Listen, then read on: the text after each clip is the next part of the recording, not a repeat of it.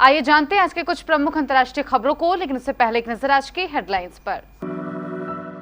मतदान खत्म, यशवंत सिन्हा या द्रौपदी मुर्मू में कौन होगा राष्ट्रपति? 21 जुलाई को मिलेगा जवाब। मोहम्मद जुबैर को सुप्रीम कोर्ट से राहत, यूपी पुलिस को 5 एफआईआर पर कार्रवाई नहीं करने का आदेश। उद्धव ठाकरे को फिर जोर का झटका, पूर्व नेता प्रतिपक्ष रामदास कदम का शिवसेना से इस्तीफा। आज से जीएसटी के नए रेट लागू, दूध दही पनीर से लेकर ये सारी चीजें हो गई महंगी। लुलु मॉल में नमाज पढ़ने की घटना थी साजिश, सीसीटीवी फुटेज से कई खुलासे। केरल में मंकी पॉक्स का एक और मामला मिला, राज्य में अब तक 2 संक्रमित। एलन मस्क ने दी ट्विटर सीईओ पराग अग्रवाल को धमकी, कहा मुसीबत खड़ी करना बंद करो। बॉलीवुड का यह स्टार किड जो बनना चाहता है रियल हीरो, खेल जगत में गूंज रहा है नाम। और बेन स्टोक्स ने वनडे क्रिकेट को कहा अलविदा, साउथ अफ्रीका के खिलाफ खेलेंगे आखिरी मैच।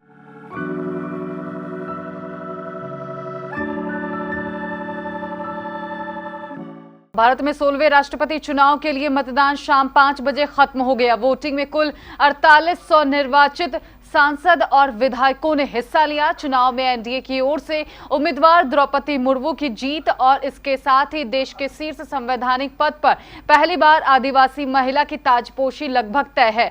27 दलों के समर्थन के साथ द्रौपदी मुर्मू का पलड़ा भारी है। वहीं महज 14 दलों का समर्थन के साथ सिन्हा को करीब 3,62,000 वोट ही मिलने की उम्मीद है। नतीजों का ऐलान 21 जुलाई को होगा। मोहम्मद जुबैर को सुप्रीम कोर्ट से राहत मिली है। एससी ने यूपी पुलिस को इसके खिलाफ 5 एफआईआर पर कार्रवाई नहीं करने का आदेश दिया है। सुप्रीम कोर्ट ने जुबैर को 5 मामलों में संरक्षण दिया है और यूपी पुलिस को राज्य में 5 एफआईआर पर कार्रवाई नहीं करने के आदेश दिए हैं। मामले में सुप्रीम कोर्ट ने सख्त टिप्पणी करते हुए कहा कि जुबैर को जब एक मामले में अंतरिम जमानत मिलती है लेकिन किसी और मामले में गिरफ्तारी होता है, कोर्ट ने कहा कि हम बुधवार को अंतरिम जमानत याचिका पर सुनवाई करेंगे, तब तक उनके खिलाफ कोई आक्रामक कदम नहीं उठाया जाना चाहिए। यूपी सरकार अन्य अदालतों को आदेश पारित करने से न रोके। शिवसेना प्रमुख और महाराष्ट्र के पूर्व मुख्यमंत्री उद्धव ठाकरे को एक और पार्टी नेता ने तगड़ा झटका दिया है। शिवसेना लीडर रामदास कदम ने शिवसेना से इस्तीफा दे दिया है। वह उद्धव ठाकरे के गुट में थे।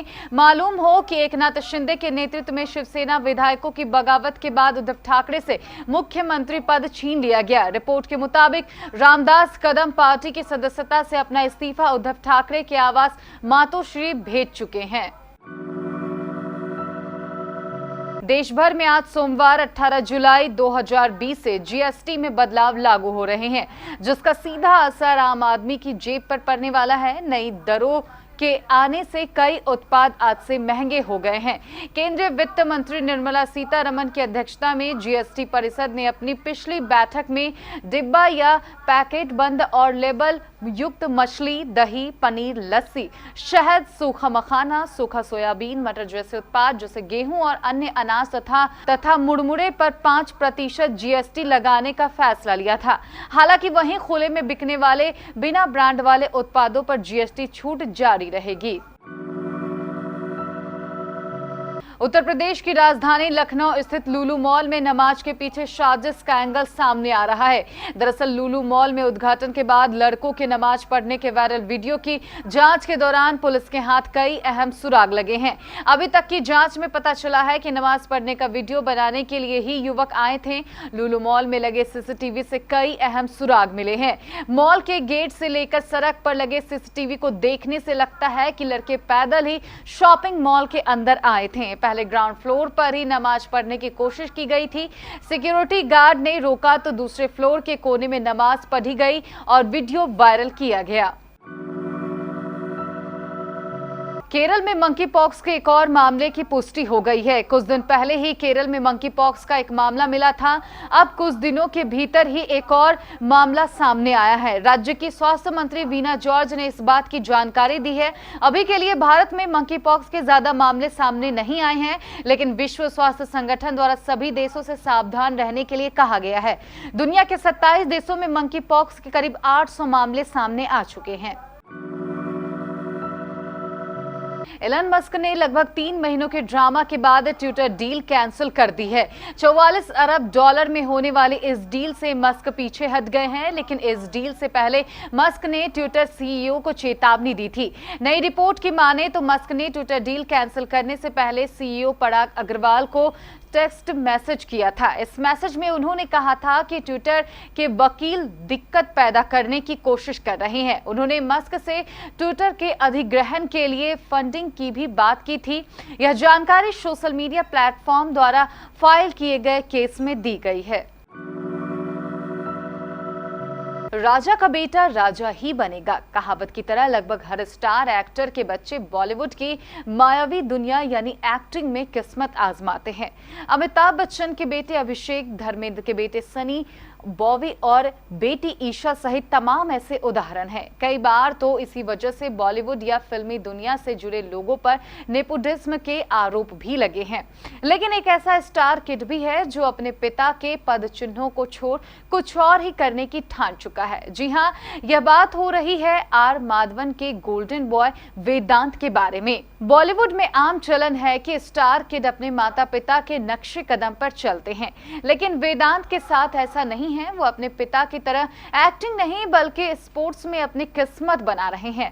फिल्मी जगत की चकाचौंध से दूर वह वास्तविक दुनिया के हीरो बनना चाहते हैं। अब तक वह सफल भी रहे हैं। उन्होंने एक दिन पहले ही एक नेशनल रिकॉर्ड को चकनाचूर किया और गोल्ड मेडल हासिल करके अपने पिता से हटकर अपना नया मुकाम बनाने की ओर एक बड़ा कदम बढ़ाया। इंग्लैंड के ऑलराउंडर बेन स्टोक्स ने चौंकाने वाला फैसला लेते हुए वनडे क्रिकेट से संन्यास ले लिया। स्टोक्स मंगलवार 19 जुलाई को साउथ अफ्रीका के खिलाफ आखिरी मुकाबला खेलने उतरेंगे। 31 साल के स्टोक्स ने 104 एक दिवसीय मैच खेले और अपने घरेलू मैदान पर वह अपने वनडे करियर का समापन करेंगे। बेन स्टोक्स के एक दिवसीय करियर का यादगार क्षण लॉर्ड्स में आयोजित 2019 विश्व कप का फाइनल था, जहां उन्होंने न्यूजीलैंड के खिलाफ नाबाद 84 रन बनाकर मैच को सुपर ओवर में भेजने में मदद की थी। फिर बाद में इंग्लैंड ने अपना पहला विश्व कप खिताब जीता था और Ben Stokes player of the match बने रहे।